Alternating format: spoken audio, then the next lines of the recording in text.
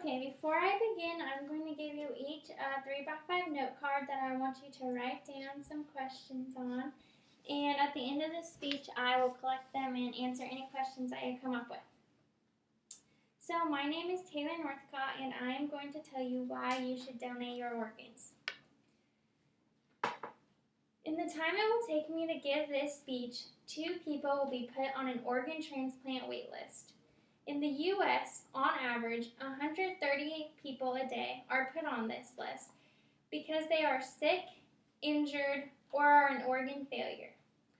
The need for organs today is higher than it has ever been before, and the number on the organ transplant wait list outweighs the number of donors. The idea of organ donation is becoming more accepted nationwide, but we still have a long ways to go. Some believe it is unethical, but I believe that it is a positive, unselfish act, and one person's organs can save up to 8 lives. Not only does it save lives, but it can comfort grieving families by knowing that their lost family member saved someone's life, and it can improve the quality of life for those that are in need and waiting for an organ. I know firsthand how important organ donation can be because my sister is currently waiting for a heart transplant.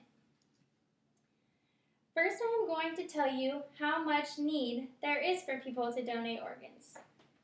According to organdonor.gov, 6,500 people on average die on the wait list every year. The number today on the organ transplant wait list is 118,202.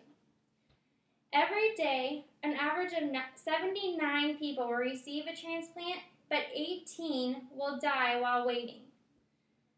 I have a graph here that I'm going to show you that shows how many people die or get too sick to be to get an organ when it comes. And this shows that it's been a steady increase. So if you guys want to prove that. Yes. Thank you. Alexander Tabarrok, an associate professor of economics at George Mason University, said, in roughly a 20-year period, the waitlist has increased from 20,000 to over 100,000. There is also a very poor quality of life for the people that are waiting.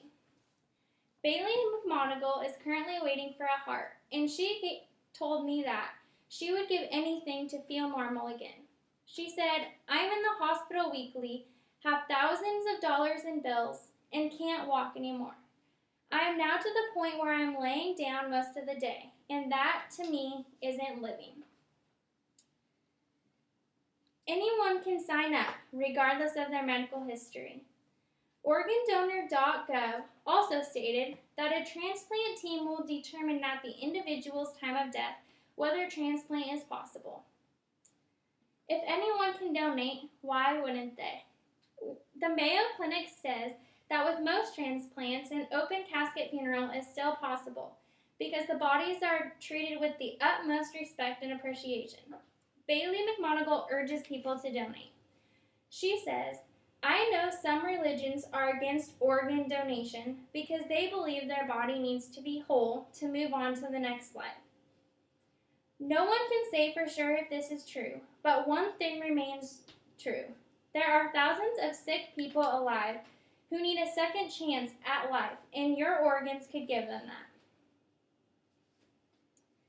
I am now going to talk about how I think we can solve this issue. The number one solution would be for everyone to become an organ donor. If everyone signed up, the wait list would be shorter, and there would be a way higher percentage of everyone getting a matching organ in time. For someone to donate, they have to be pronounced brain dead, put on life support, and then their family has to be questioned on whether or not they would like to donate their family members' organs. William G. Phillips said, out of 2.2 million people in U.S. hospitals, 1%, or roughly 20,000, will die from brain death, and almost half don't consent to organ donation.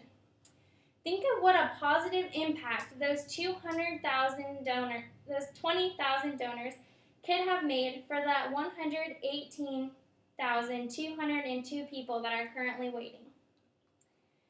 Next, I am going to tell you about a story that shows that donors really do make a difference. The Chicago Tribune posted an article about a young woman who was killed in an auto accident. She was an organ donor, and her family knew what her wishes are when it came to this topic. Every unharmed organ of hers was donated. Her heart was given to a 26-year-old mom of 2 who had heart disease. Andrea Brown, the author of this article, said simply that her organs were donated for 2 reasons. 1, she was an organ donor, and 2, she had open talks and discussions with her family. Her family followed through, and she saved many lives. I want you all to remember that the people on the wait list aren't just people.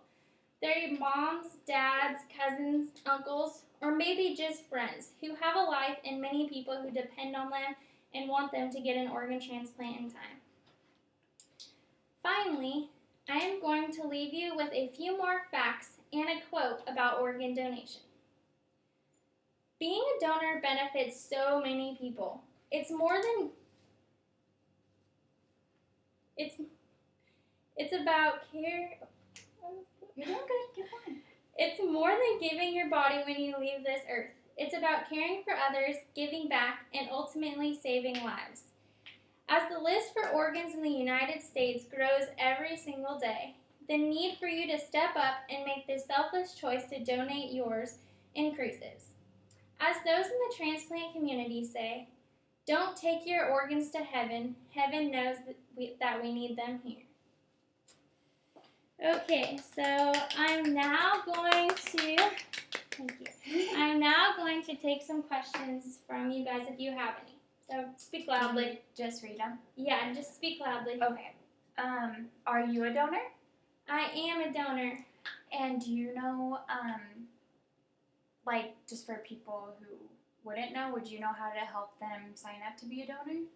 Well, whenever you go to get your driver's license, if you're old enough, they can ask you there if you have one, and they will put a little red heart on your license so that if something does happen to you, your family or people at the hospital know that you want to be an organ donor.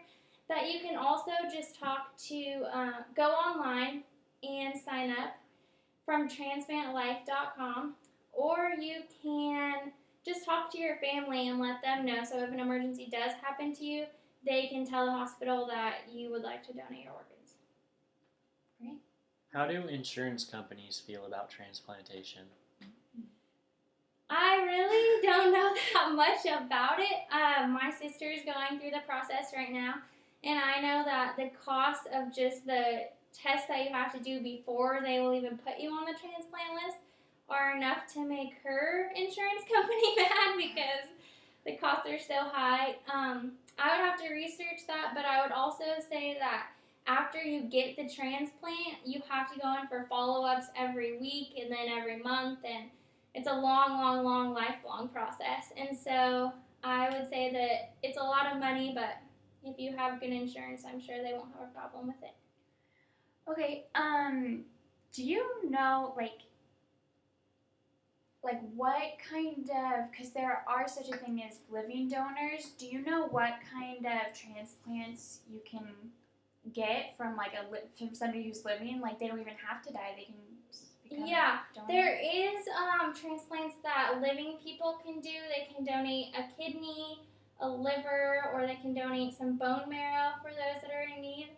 I think that's pretty much it, but I do know that you have to go through some tests even to donate living so that you are sure that you know the risks of donating an organ when you're still alive. My next question has 3 parts to it. Oh, gosh. The first part, I've heard that animals are possible donors for organs. Is that true? I have not researched that at all. I would have to look it up. I really don't know. There's such a big criteria that you have to match each person to the right blood type and the right size and the right everything. And so I think it would be difficult with an animal, but it might be possible in today's. Do you think more research should go into this type of study? I do think more research because with the medical advances that there are today, it could be possible at some point, but I really do not know very much about it at all. And do you think that would solve the problem if animals were able to donate their organs to humans? Well, if animals were able to donate and it had the same like positive percentage that humans have of donating, I think that it could help solve the problem definitely. But There might I think be like another ethical part to it too. yeah, I think you would have to. I think there would have to be lots of testing, and I think that some people might argue about if it's ethical for animals or, just the same thing that happened with humans. So Okay. Okay, I have one last question. okay. How do you feel, because if somebody signs up to be an organ donor, but even if they pass away, their family still has to give permission for their organs to be donated? How do you feel about that law or that rule? Personally, I think that if a person has the red heart on their license or if they have signed up online or through another resource, I think that they should get the last say. Because in some cases, the person that could be deceased, they might not get along with their family members. They might not have the same religious beliefs. And if they believed in it and wanted to help people, but say their mom didn't, and so she didn't do it, I think that they should honor the person's wishes, definitely, and I think the ultimate choice should be up to them, and that's why I definitely encourage everybody to become a donor and to talk to everyone and let everyone know that is really your last wish. Well, thank Is you that for all the information. questions? Yeah. Yep, that's it. Okay, thank you. Yay, good job.